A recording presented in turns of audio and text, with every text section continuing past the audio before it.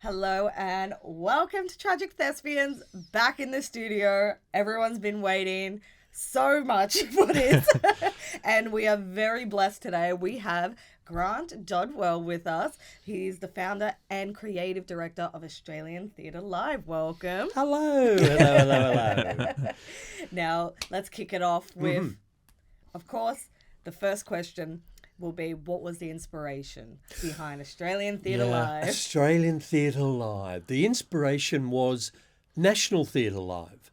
So, I used to go to the cinema and I'd see these great plays, really good performances. Yeah. But they're sort of an older vintage play and English actors, English directors, English theatres. And I thought, well, I think we do theatre in Australia, don't we?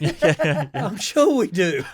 I've been in there, I'm sure. Anyway, so that was really it. It was like, why don't we film our Australian productions? Because, when I was a young actor, I went to America thinking, oh, look, they do it much better overseas. We're a bit of a backwater. I went over to America and I went, we're better. If not, we're the same and we're better. Yeah. So I came back really inspired. So I've always understood it. And you look at the quality of our productions from independent right through to mainstream, and they're good. We have excellent actors, and that's testament when we see all our Australian actors and directors in mainstream television series and feature films. Yeah. So that was the inspiration. I thought, why can't we do that? And that's where it started. And boy, oh boy, it's been interesting journey. Yeah. It's really interesting when you say I ran out to the bathroom before when we first met in the hallway.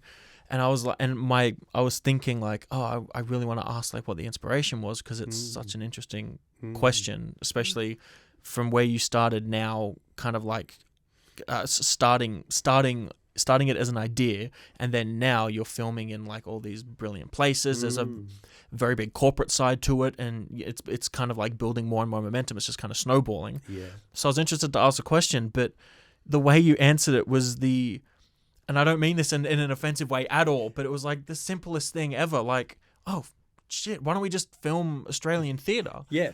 And we've got this beautiful thing in theatre in Australia where you can oversaturate a market and then kind of go like, oh my God, everything now is shit. But like, you could go, actually, Lex Marinos said this. He was one of our tutors at college. He was like, you could go to the theatre every night of the week, 7 days a week, and you still wouldn't see everything that Sydney has to offer. And I was like, that's really cool.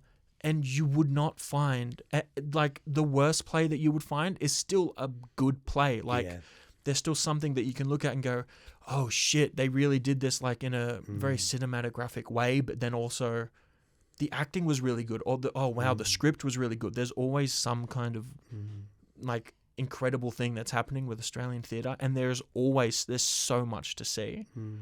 So that's really, really cool. And I must stress right from the beginning, we're not there as a replacement to live theatre by any means. I mean, I worked in live theatre for many, many, many years. I worked with Hugh Jackman in Sunset Boulevard. I've done major musicals right through to the Sydney Theatre Company doing David Williamson's. Right. So I understand live theatre and I love it. It's great. This is an adjunct to, or a hybrid, but it also encourages, the research shows that people that attend a film theatre piece, which is well done, are more likely to go out and buy a ticket to a live production. Right. Sometimes to the one they've just seen. Right. Oh, I'd love to see that live. Yeah. And that's like Hamilton. People would watch it and they were thinking, oh, we're going to lose ticket sales. In some areas, by no means, it boosted ticket sales because people wanted to see it. Yeah. So the other thing too is that we have our productions in Oberon, Right. in the little community hall, Right. with the people coming along, and they'd make it an event. So with Apollo and Daphne, the Pinch Gut Opera, they had a singer come in, before Act 1 was screened, and then at interval they had the local choir come in. Wow. And then in Act 2, and then afterwards they had champagne and cheese and jazz. Yeah. So it was. So there's this other community aspect of what we're doing as well. Yeah. So sure, we've got hits in Pakistan and India. India is really escalating as far as inquiries into what we do, because people will Google live theatre on Netflix or live theatre on Prime, and there's none really. But we come up, our Google ad comes up, and they click on it, and then they go to the website. Wow. So it's we want to generate interest, and I think I mentioned earlier that there's this creative director from Dallas, Texas, who runs a theatre company, who emailed me saying, look, I'm really keen to get onto your site because I want to choose an Australian play for my season next year in Dallas. Oh, wow. So this is what it's about. It's broadening our creatives. It's people seeing actors. Look, I'm sorry, I'm raving on here, but Frankenstein, which was on NT Live, was written by a friend of mine, Nick Deere, who's a playwright. Now, when it went on the big screens, he was quite nervous. I mean, it was Benedict Cumberbatch, and it was really good production. But he was nervous that no one would use the play live. Sure. He had to stop accepting invitations for opening nights in America. Wow. Because people, artistic directors and creatives would see it in some, in Arkansas and go, hey, gosh, golly, gee, tarnation. That'd be good for us, So he would get an invitation saying, look, we're doing your play. Can you come over? We're paying for you. He had to stop doing it. So it encourages theatre. It moves theatre. Yeah. That's what it is. And we have the digital capacity to do so. Yeah. So it gives it more of a commercial appeal. Not commercial appeal, because that sounds like I'm implying you change the content. No, you're we don't. not. You're just changing the context of how it's shown. No. The creative directors have final say. Yeah. It's their show. Right. We don't change anything. We film one performance with 10 cameras. That's it. We may do pickups when a mic has dropped out or something, but that happens immediately afterwards. Right. That happened with the Italians. Oh, there are a couple of mic dropouts because what a crazy show that was. Sure. There's a saying when I was a kid called madcap. Yeah. And that's what this show was. Fucking madcap. Absolutely. I always say it's the best type of chaos. The That's Italians. right. Yeah. Oh, the Italians was fantastic, but a classic example of when you watch it, you're seeing one performance in downstairs Belvoir. Yeah. You're seeing the audience reaction. We mic the audience. Yeah. So the audience are part of the show when you watch it. Amazing. And sometimes when it's in a cinema and the audience laugh and applaud, people in the cinema laugh and applaud. Yeah. So, and that's what Wolf Review found. They were blown away by the fact that the audience in the cinema were like it was live, and that's our main aim. That's really, really cool. Wow, It's a smart idea. Like, it's bringing theatre into like the technological age. Yeah. And it does it really, really well. And Tumut and Oberon. Yeah. And we were in Brewarna being screened outdoors. Yeah, right. Now, people mightn't have sat there for the whole thing, but they moved in and out and they saw it. What is this? Oh, this is called theatre. Yeah. Right. Yeah. See. How do they remember all those lines? That's the main question. That's amazing. So for the consumers, what can they expect with their monthly or yearly subscription, which they can, of course, have a 7-day trial too? Yeah, look, dip in, have a 7-day trial. Look, we're expanding, but at the moment we have everything from independent theatre productions like King's Cross Theatre, You're Not Special, right through to Sydney Theatre Company Malthouse, Michael Gow's Away. We have Queensland Theatre's Return to the Dirt, which is doing extremely well. And that's a great play. The playwright had 1 year in a funeral parlour. He was working in a funeral parlour for a year, and he wrote this play about it. And it's very funny. And for us, sitting in the audience, it goes through what they do, the process, in a very, respectful way. Yeah. And it runs parallel with his relationship with his girlfriend. So that's Return to the Dirt. But we also have Neil Armfield directed Plate, Rameau, who was a French opera. Originally, it was the first comedic opera in Paris and only played at the Palace of Versailles for the king. But Neil Armfield has done an extraordinary job just lifting it out of a French 1500 into a modern Australian idiom. Yeah, right. And, the lead actor comes through the audience. Plate comes through the audience. And it's really fun. And that's with the orchestra. Erin Heliard conducting the Antipodean Orchestra. And it's been mixed by Song Zhu, Abbey. And honestly, you put it through your smart TV, through a reasonable sound system, you'll be blown away. Wow. So that's how diverse it is. And then we've got Griffin, Whitefella Yellow Tree, which we're hoping to take to America later this year. Wow. A beautiful two-hander about two Aboriginal boys. That's where he first opens. And it's 2 years after the first fleet arrives. Oh, whoa. But interestingly, they wear modern clothes and use modern language, the two Aboriginal boys. And they're messengers. So they meet and pass on information. One's from the mountain mob and the other one's from the river mob.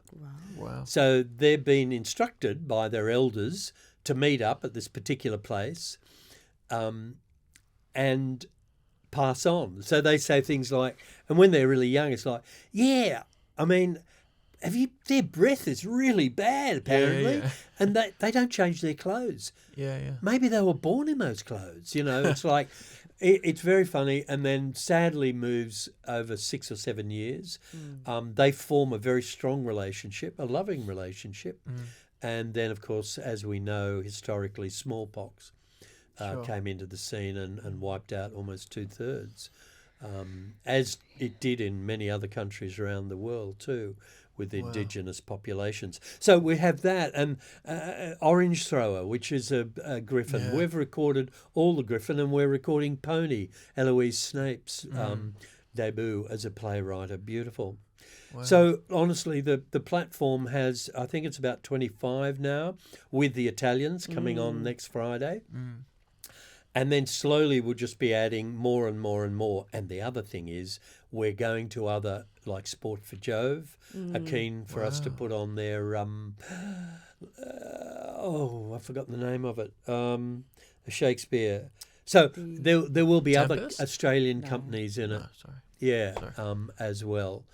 So, I'm talking to the Opera House and various people. But the main thing is getting it out there. And this is really helping because brand recognition and who we are has been a major struggle. While we've had funding to record plays, marketing and promotion have sort of fallen by the wayside. Right. So I'll see an actor, mate, in the foyer and I'll go, he'll go, "G'day, mate, how you go? What are you doing now?" I go, "Australian Theatre Live." And he goes, "Oh, yeah, what's that?" It's like, oh, shit. Yeah. Oh, God. We've all been there. Yeah. And so we're really hoping that, if America happens, and we're looking to Southeast Asia as well, using the platform in an education way for drama schools and for drama institutions and universities and colleges to utilise the platform. And then we have an interaction with sort of on Zoom with the writer and director and the students. That's another area we're really keen to move into, the education area. Yeah. But it is hard to promote, and we're hoping that we're slowly gaining that momentum. Absolutely. Yeah. No, absolutely. It always is hard, but I've said it before, I'll say it again. People are passionate for things you're passionate about. And I feel like Australian theatre is starting to regain that recognition and that respect, because more people are seen for what it is. It's not just a silly old thing. No one goes to the theatre anymore. How many times have we heard that before? But it's true, because every time I go to a show, I never go to a show that's not sold out. People do love it, and I feel like it's almost becoming a trend again, the theatre site. I think so. I see a real shift in, the younger generation more particularly. And I think I mentioned earlier, we are so lucky to have, a Lucy Clements who has her own theatre company. New Ghost is about to open in Girl Band, which we're filming. And I've seen the young designers, the lighting designers, the creatives within this production excel. And then Emma Wright, who recently came back from playing Rosalind in As You Like It in Queensland Theatre. Again, I mean, Emma edited Golden Blood, one of the Griffin productions, set in a Chinese-Singaporean two-hander, and did a great job. And she also does all the graphics and the social media, and does the grant applications. The same with Lucy. They're competent in their writing skills, their creative skills, their innovative skills, and the youth have that. I think I mentioned earlier that when I was a younger actor, everyone had their role, and you didn't really cross over. You did in a way, although I must admit I did. I worked in LA. I did Prince's film clip. Oh wow! Prince, his first film clip. Wow. And then in Australia, I worked on quite a few film clips and documentaries with Andrew Lesney. But I'd always had a passion for film anyway. But nowadays, you've got to be these multi-skilled, and the opportunities are there. For the opera to be a multi-skilled person. Whereas in my day it was, well, why do you want to do that? I'm doing that, Yeah. Absolutely. That's something I feel like a lot of actors don't know, that things used to be less easy than what it is now. And you wouldn't know unless you asked, if that makes sense. Like there's common sense only goes so far. So you would have to ask. People didn't have like phones and cameras in their pockets to just pull something out and go, oh, do that again, that was really funny, and then record it. And it wasn't as easy as this. To do that, you have to go, I need to go work at the diner for a few years so I can save up to buy that camera. Or if you're an actor, it wasn't, oh, I'm expecting a call from my agent soon. It was, shit, let me go down to the payphone and I'll call and see if there are any auditions for me. It wasn't as easy as it is now. We take it for granted. Right? Payphones. There's one. Yeah. Oh, shit. No, I've got pennies. No, we're good. We're good. And it's broken. Yeah. Always. Next one's too far out. Gotta walk. Do you know what I mean? It wasn't as easy. And it's like, you've done a brilliant job taking an idea like this. And kind of, it's almost like you've looked back at that kind of stuff and gone like, yeah, fuck you, we can do this. And then created an idea that will bring theatre into people's homes. The same way, I miss Michael Fassbender's, Macbeth or whatever. Oh, wait, no, it's on Oz Theatre. Do you know what I mean? And then people can watch, you've done pretty much what Netflix is doing now, but for theatre. And we're archiving it too. That's the other thing. It's, in 50 years' time, you'll be able to go back saying, oh, God, they did a production, it was downstairs Belvoir, this Italians, Danny Ball wrote it. Now, remember Danny? He's in this latest feature film in America. That sort of stuff, Although 50 years, Danny would be, I don't know. Maybe. He'll get there. But I'm sure he will. It's a classic. And so... And we're going to approach the Film and Television Archive too, and sort of and offer them, so they're there. And I remember talking to Neil Armfield, and he was at Belvoir for all those years, and he said, I know there's at least a third of my productions I would have loved to have filmed. And look, the gear wasn't there. Now you can with digital cameras, with the mics, the sound, everything we have nowadays really makes it not easy, but we're really good at filming the productions. We're great. We're the best in the country, and we also have gear. Also have contracts in place. So we've got a contract with the MEAA. If you're a production company and come to us, we have all the contracts in place. That's why we're so easy to turn around the Italians in 4 days. So good. Suddenly Sean Landis, who sadly is leaving us, but he was our sales and marketing. And I think, he came in on a Monday morning into the office and, "Hi, Sean, how you going? How was your weekend?" "Oh, it was great." "Oh, yeah. I saw this play called The Italians." "Oh, yeah. All right. What was it like?" "Oh, it was funny. It was outrageous. I really enjoyed it." "Funny, eh?" "Yeah, it was funny." Stopped for a minute and